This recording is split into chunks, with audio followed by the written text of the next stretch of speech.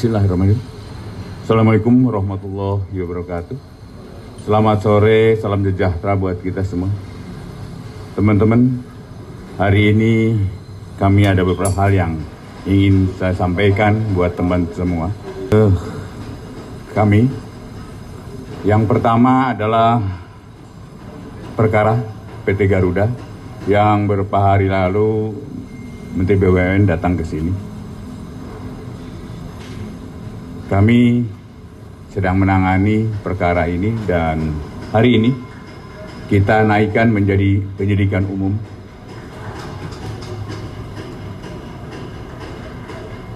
Dan tahap pertama, kita ada dalami pesawat ATR 72600. Dan kita pun tidak akan sampai di situ aja. Ada beberapa pengadaan, kontrak pinjam atau apapun nanti kita masih akan kita kembangkan. Mulai dari ATR, Bombardier, kemudian Airbus, Boeing, dan Rolls-Royce. Kita akan kembangkan, kita akan tuntaskan ini. Dan setiap penanganan kami nanti akan koordinasi dengan KPK, karena KPK ada beberapa yang telah tuntas di KPK. Kita akan selalu koordinasi agar tidak terjadi nebis in idem. Kemudian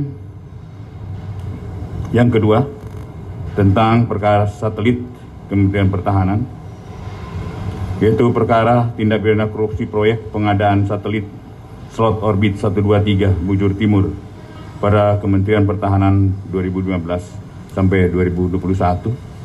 Dan untuk teman-teman tahu bahwa kami melakukan penyelidikan hanya terhadap yang tersangkanya adalah sipil, tidak pada militer. Kita untuk tahap apakah militer terlibat, kami memerlukan tahap koordinasi dengan polisi militer dan kewenangannya ada pada polisi militer. Kecuali nanti ditentukan lain menjadi koneksitas. Tetapi saat ini yang kami tetap selidiki adalah sipilnya, swastanya.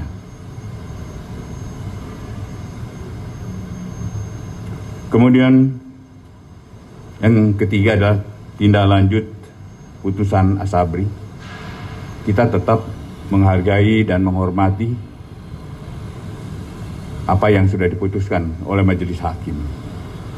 Tapi kami jaksa penuntut umum merasa ada hal-hal yang kurang, ada keadilan masyarakat yang sedikit terusik. Diputus, dia terbukti, tapi hukumannya adalah nol, nihil. Padahal kita memperhitungkannya bahwa 116 triliun Jiwasraya dihukumnya adalah seumur hidup. Kemudian untuk Asabri 22,7 terbukti hukumannya nihil. Secara yuridis kita mengerti lah, tetapi rasa keadilan yang ada di masyarakat sedikit terusik. Dan yang kami lakukan, saya telah merintahkan Jampitsus, tidak ada kata lain selain banding. Yang keempat, tentang pemberantasan mafia tanah, khususnya adalah yang di Cipayung, Jakarta Timur. Kejaksaan telah melakukan penyelidikan tindak pidana korupsi dalam kegiatan pembebasan lahan oleh Dinas Pertamanan dan Hutan Provinsi DKI Jakarta di Kecamatan Cipayung, Jakarta Timur tahun 2018. Dan tentunya nanti akan lengkapnya, silakan teman-teman untuk bertanya, silakan dalami nanti dengan Jam Pisus dan didampingi oleh Pak Jamintel. Untuk itu demikian, silakan teman-teman Jam Pisus lanjutkan. Terima kasih teman-teman. Jadi hari ini ya, kita tingkatkan penanganan perkara Garuda dari penyelidikan ke penyidikan, termasuk sekaligus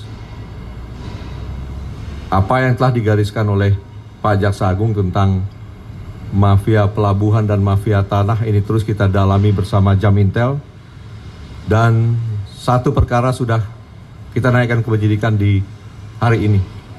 Penyidikan akan dilakukan tetap oleh Kejaksaan Tinggi DKI. Jadi seperti apa yang disampaikan oleh Pak Jaksa Agung tadi, ada beberapa perkara prioritas yang saat ini kita lakukan penyidikan.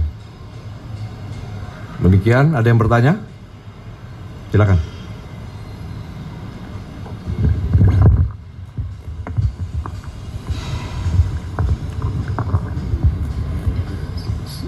Assalamualaikum, selamat sore Pak JA, Pak Jampitsus. Nama saya Randi dari Kumparan, Pak. Ada 3 pertanyaan yang mau saya tanya terkait proyek satelit itu, Pak. Yang pertama, kalau dirilis kan Pak Jampitsus menyebut kasus ini muncul karena tidak ada anggaran di Kemhan tahun 2015 ketika menyewa satelit milik Avanti itu, Pak. Tapi Kemhan ketika itu menyebut perintah untuk menyewa satelit itu atas dasar sidang kabinet tanggal 4 Desember 2015 itu, Pak.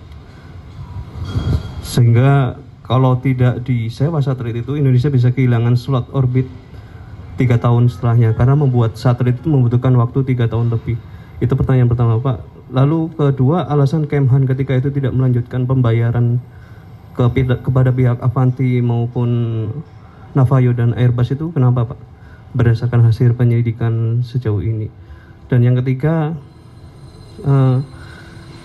di awal menyebut kasus ini terkait pengadaan ketika di Kemhan. Lalu beberapa hari terakhir ini yang dipanggil atau digeledah justru dari pihak PT DNK.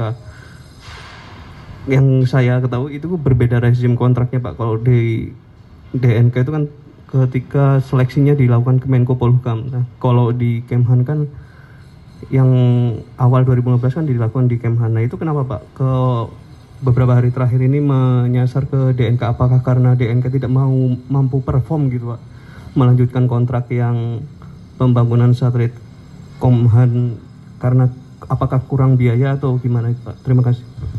Terima kasih. Jadi memang penanganan perkara untuk satelit ini tentunya kan sudah melalui tahapan proses hukum ya. Dari hasil penyelidikan ini naikkan ke penyidikan. Nah, kalau naik ke penyidikan berarti ini kan ada bukti permulaan yang cukup. Ini kita lihat bagaimana mengidentifikasi rekan-rekan penyidik kita bahwa ini ada perbuatan melawan hukum saat proses ya. Prosesnya. Kemudian yang kedua, kita juga meyakini bahwa ini telah terjadi kerugian. Nah, tinggal bagaimana ini dalam proses penyidikan untuk melihat siapa yang bertanggung jawab atau untuk penetapan tersangkanya. Seperti yang Pak Jaksa Agung sampaikan tadi, nah ini kita sudah melakukan pemeriksaan dan termasuk penggeledahan. Seperti yang ditanya tadi, bahwa pihak swasta ini yang memang sebagai rekanan pelaksana, maka penyidik mendalami peran dari awal. Apakah perusahaan ini memang cukup dinilai ya mampu ketika diserahkan pekerjaan ini. Kemudian yang kedua, kita ingin melihat proses pelaksanaannya yang dilakukan oleh rekanan pelaksana seperti yang ditanyakan. Nah, ini masih pendalaman dan tentunya kita meriksa dari rekanan pelaksana karena ini pihak yang kita anggap yang paling bertanggung jawab. Dan ini adalah pihak swasta ya. Sedangkan pihak militer tentunya kita serahkan nanti ke Puspom melalui Jampitmill seperti yang saya sampaikan sejak awal, bahwa kita akan melakukan terus koordinasi dalam progres penyidikannya, termasuk nanti expose atau gelar perkara yang kita lakukan. Setelah hasil penyidikan kita lihat cukup ya untuk bisa kita menentukan tersangka. Saya rasa demikian ya. Ada yang lain? Silakan. Ya, terima kasih Pak. Saya Bern dari Koransi Pak. Saya mau bertanya ke Bapak terkait berapa banyak sih mafia tanah kasusnya yang sudah ditangani sampai saat ini Pak, termasuk mafia pelabuhan juga Pak, yang sudah masuk ditangani oleh Kejaksaan Tinggi atau Kejaksaan Agung. Terima kasih Pak. Terima kasih. Untuk mafia tanah sampai dengan 19 Januari 22, laporan yang masuk sudah 394 laporan. Kemudian yang sudah berhasil ditelaah oleh tim 110, sehingga sisanya sekarang masih sekitar 284 baru ditelaah. Dan 110 itu sudah ditindaklanjuti, yaitu satu kasus terkait dengan tanah di Buleleng, Bali dalam rangka pembangunan lapangan terbang, dilakukan operasi intelijen oleh Kejaksaan Agung. Kemudian satu laporan dari Tapanuli Selatan diteruskan ke Jamwas karena laporan diduga ada oknum jaksa yang ikut bermain. Kemudian untuk tahap penyidikan ada dua, satu di Kendari terkait tanah Pemda dan sudah ditetapkan 3 tersangka. Kemudian satu di Sumatera Utara. Dan juga tadi Pak Jampitsus menyampaikan satu dari DKI, sehingga ada 3 penyidikan. Kemudian selebihnya 108 laporan diteruskan ke 22 Kejati sesuai dengan lokus delikti dari tanah tersebut. Itu. Terima kasih. Ada lagi?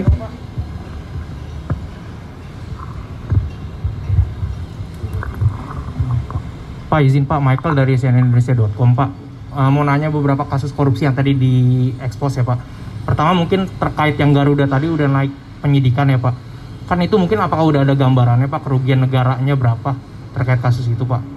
Terus yang kedua mau nanya terkait dengan yang satelit tadi Pak. Kan dari kemarin kan yang kita tahu kan yang diperiksa pihak swasta dari PT DNK tadi itu Pak. Apakah sejauh ini udah ada pihak-pihak dari kementerian yang diperiksa oleh Kejaksaan Agung, misalnya di tingkat dirjen atau mungkin yang lainnya Pak.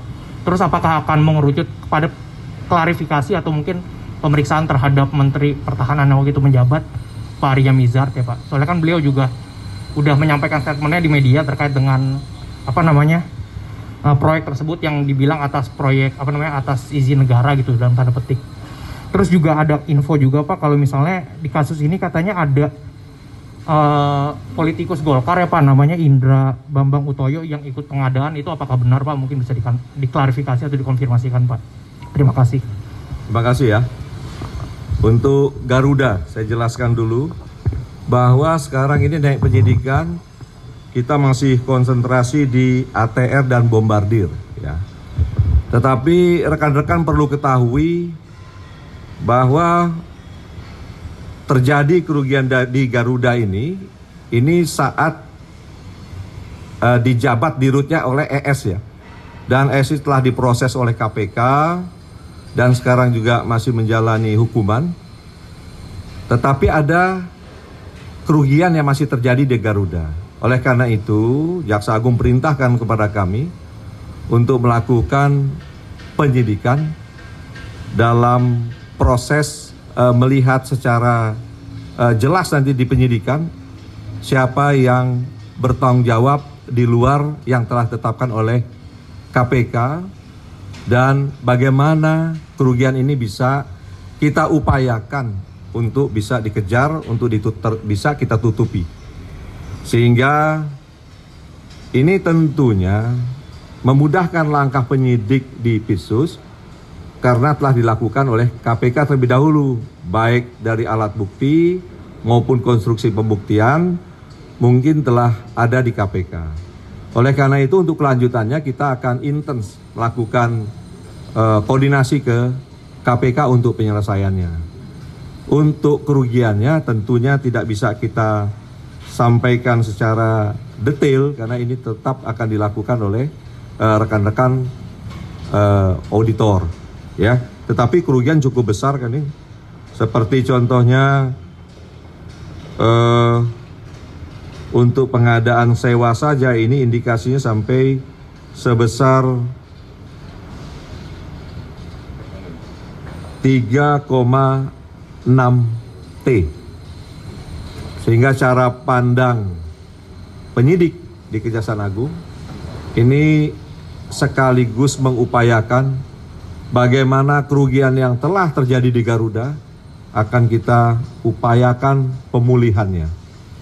Itu. Kemudian kalau untuk satelit ini akan kita lihat lah ya perkembangan proses penanganannya.